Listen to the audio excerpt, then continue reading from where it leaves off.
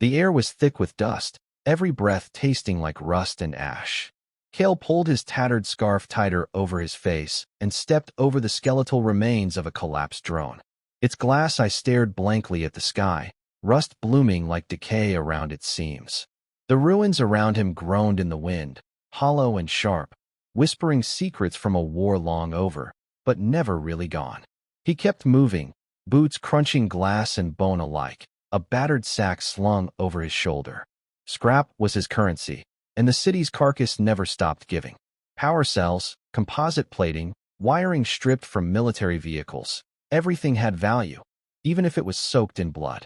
The outer districts, especially those near the blast zones, were dangerous, but Cale knew them like old scars. The worst were the ghosts, memories that crawled out of corners when you thought you were alone. He stopped near a half-toppled building. It leaned precariously, as if breathing its last. The interior had once been an apartment block, but now it was only rubble and silence. He squinted through the broken concrete, noting a faint glint beneath the debris. Something reflective, faint but out of place. He climbed over a slab and crouched. There it was, an old comms panel, military grade. He brushed off the dust, his fingers moving expertly over the surface. Still intact. A good find. As he reached for his cutter, a sound stopped him cold. A shuffle. Not mechanical. Organic. He froze. No one came here. Not scavengers, not survivors. Just him. Slowly, he drew the rusted blade he kept sheathed on his thigh and stepped back, eyes scanning the dark crevice near the panel. Another sound. A sharp, broken inhale. He moved closer. What he saw made him recoil. A woman. No, not a woman. Her skin was blue, not painted but blue, as natural as his own scars. Her hair was a vivid red, tangled and thick, falling over her shoulders like blood spilled down porcelain. Her eyes locked onto his, golden, glowing faintly, even in the dim light. She did not flinch. Her expression was unreadable, caught between pain and defiance. Then he noticed the bundle pressed to her chest. A child, smaller, with the same blue skin, curled tightly into the woman's arms. The child peeked out, eyes wide and terrified. Cale's grip on the blade tightened. A Zyran. He'd seen their kind during the war, mostly from a distance, often through a scope. They were enemies. Kill on sight orders. And yet, this one, she was injured, her breathing labored. The child trembled, too weak to cry. They weren't soldiers. They were survivors. Back off, the woman rasped. Her voice was low, rough with exhaustion, yet layered with threat. Cale didn't move. You'll die here. Then leave us to it. He exhaled slowly. She could barely stand, let alone fight. Still, she had the look of someone who'd fought enough battles to not care how the next one ended. He sheathed his knife. I'm not here to finish the war, he said. She blinked, not expecting kindness. He didn't blame her. He wasn't sure what he was doing either. Helping her would put him at risk. People didn't forgive those who aided the enemy. But then, what was left of people now? What happened? He asked, crouching slowly. The woman's gaze darted to the child. Our ship crashed during the retreat. They said there was a safe zone. A lie. No rescue. Just this. How long have you been hiding? Too long. Her arms tightened around the child. She's sick. I can't move fast enough anymore. Cale looked around. The comms panel could wait. Come on. You won't make it another night in this place. I don't trust you. I don't need you to. Just don't die on me. He pulled a tattered cloth from his pack and laid it on the ground. Can you stand? She tried. Her legs buckled. She caught herself with one arm, gritting her teeth. The child whimpered. Without another word, Cale slipped his arms under her knees and back, lifting her slowly. She was lighter than he expected, malnourished. He looked at the girl, no older than 5, tucked against her shoulder. He motioned to her with his head. Hold on. The woman hesitated, then nodded. Cale carried her out into the open, wind lashing at them with bitter intent. The road was long, and his makeshift shelter was far, but there were paths through the rubble only he knew. He moved quickly, breath steady, muscles burning. She didn't speak for most of the way. When they passed a rusted-out crawler tank, she muttered, Why are you doing this?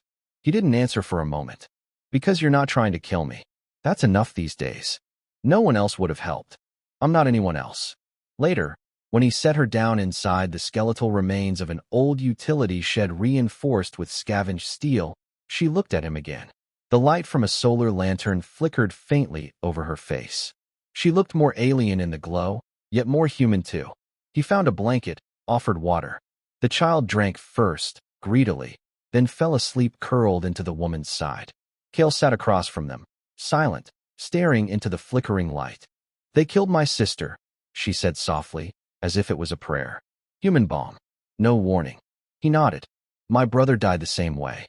Zyron sniper." Silence again. Neither said sorry. War had taken too much for apologies. "You have a name?" he asked finally. She considered. "Varaya." The child stirred. "Nyla," she whispered. Cale looked down. "I'm Cale." Varaya nodded slowly. "Cale," she repeated, as if testing the shape of it. Outside, the wind howled against metal. Inside, it was still. "You won't be safe here long," he said. "We're not safe anywhere. I know a place. Quiet. Off-grid. Just for a few days. Long enough to think." Varaya looked at Nyla, then back at Cale. She nodded once, warily. He stood, stretching his sore shoulders. He didn't know what would come next. Maybe betrayal. Maybe salvation. But for now, they were breathing, and they weren't alone. That was something. And something, in this world, was everything. The shelter was little more than a hollowed-out drainage conduit buried beneath a mound of collapsed concrete and twisted metal, but it was dry, hidden, and defensible. Qualities Cale had learned to prize above comfort. Varaya lay curled around Nyla. The child nestled into the crook of her body like a second heart. A dull orange glow from Cale's makeshift lantern flickered across their blue skin, casting elongated shadows against the curved walls. Cale crouched near the entrance, listening. The city above them moaned faintly as the wind coursed through broken towers and shattered windows. Far off, the shriek of metal grinding against metal echoed, a warning that scavenger gangs still roamed the ruins, desperate as wolves. He turned his attention back to the interior. Varaya had slipped into a fitful sleep, her brow lined with pain. She hadn't eaten more than a few bites of the dried food he offered earlier. Nyla remained awake, her gold eyes fixed on him with a mix of wonder and wariness. Cale offered her a small strip of protein jerky. She hesitated, then took it delicately, as though she expected it to vanish. Her hands were thin, her fingers long and nimble, almost bird-like. "You don't talk much," he murmured. She didn't reply, just chewed slowly and watched him, never blinking. He leaned back, the hard wall biting into his spine. "You should rest." She slid closer to her mother instead, wrapping herself tighter in the threadbare cloak Varaya had managed to keep. Cale didn't press her. He knew what fear looked like. It had many faces, and hers was one of them. Mourning, or what passed for it beneath a sun filtered through nuclear dust and shattered ozone, arrived without incident. Cale emerged cautiously, his eyes adjusting to the pale light. The landscape hadn't changed. Jagged steel spires where buildings once stood, bone-colored ash drifting in the wind. But there was movement in the distance. A column of smoke. Too close. He went back inside. Varaya was awake, cradling her ribs. "We need to move," Cale said. "There's activity near Sector 14. Could be gangs. Could be drones." Varaya didn't argue. She shifted, suppressing a grimace. "How far?" "Half a day if we're slow." She looked down at Nyla. "She can't walk that long. I'll carry her." "You can't carry both." "I won't need to." Cale retrieved an old hoversled chassis from the corner. Its propulsion was dead, but with some elbow grease and a pair of salvaged caster wheels, it would roll. He strapped some broken panels together to make a rough cart. By mid-morning, they were on the move. Cale pushed the sled, Nyla bundled in the center under layers of fabric. Varaya walked beside him, leaning heavily on a scavenged metal pipe. She didn't complain, but Cale could see the cost in every step she took. Hours passed in near silence, broken only by the distant clatter of debris shifting in the wind. Cale's mind worked constantly, charting routes through the ruins that avoided exposed streets and known gang territory. They crossed old battlefields, places where entire units had died in fire and silence. He recognized the blackened bones of mechs, their forms twisted into grotesque sculptures of war. The earth here was scorched, poisoned. Varaya stumbled. Cale caught her before she hit the ground. "Stop pretending you're not dying," he said quietly. Her jaw clenched. "I'm not leaving her alone." "You won't. Just let me help." They rested behind the rusted husk of an armored transport. Cale opened his pack, pulling out a battered medkit he'd bartered from a black market trader months ago. The components were limited, but he found a hypo spray loaded with an old pain suppressant and a bandage roll soaked in antiseptic foam. Varela eyed him suspiciously as he approached. "I've patched worse," he muttered. She didn't flinch when he lifted her tunic. The wound on her side was angry and raw, crusted with blackened tissue. The foam hissed as it made contact, her muscles twitching involuntarily. "Who taught you this?" she asked between shallow breaths. "Combat medic." Before he went mad. Didn't want the knowledge to die with him. "You're not like the others." Cale shrugged. "Used to be. War changes the definition." They traveled again at dusk. The light was softer now, the air thick with the promise of rain. As they approached an old sewer entrance, Cale stopped. He knelt and pried open a rusted grate, revealing a narrow tunnel beneath. "It's a detour," he said, "but it keeps us hidden." Varela looked down into the blackness. "You trust it?" "No, but I trust what's waiting up top even less." She climbed down first, Cale lowering Nyla carefully into her arms. He followed last, sealing the grate behind them. The tunnel was cold and damp, the air stagnant. Water trickled somewhere in the dark, echoing off the walls like whispers. Cale led with a weak lantern, its flicker casting distorted shapes across the slick brickwork. As they walked, Nyla reached out and touched Cale's hand. He glanced down. Her eyes were wide, but not afraid. "You fixed her," she whispered. He slowed. "What do you mean?" "My mama. You made the pain quieter." Cale didn't know what to say to that. He just nodded and kept walking. They emerged from the tunnel at the base of a crater, the remnants of an old satellite tower looming above them like a skeletal hand reaching for a dead sky. This had once been a data relay point, and Cale knew its systems were gutted, but some of the frame remained intact, and more importantly, it was isolated. They climbed to the upper levels through twisted stairwells and broken catwalks. Cale cleared a small room with 3 intact walls and a ceiling. He spread out blankets, shared the last of his food, and collapsed beside the exit, his rifle within arm's reach. Varela sat across from him, her expression softer than before. "You risk too much for us," she said. "I've already lost everything else." Nyla fell asleep beside her mother, fingers wrapped in a strand of her red hair. Cale leaned his head back against the wall. "Why didn't you run farther?" "Off-world. Because we were told Earth would be different now. Peaceful. The fighting was over." He snorted. "The war's over. Peace never came." A pause. Then Varela said, "You were a soldier. Briefly. You didn't believe in it?" "I believed we were protecting something. I just didn't know we were the ones setting it on fire." She was silent a long time, then asked, "Do you hate us?" Cale looked at her, truly looked. Her body was bruised and starved, her spirit bent but not broken. She wasn't what he'd been taught to hate. "No," he said. "Not anymore." The wind screamed outside, trying to claw its way through the cracks. Inside, the quiet was almost sacred. "You said this place was safe," she whispered. "For now. And after?" Cale stared into the dark. He didn't have an answer. Not yet.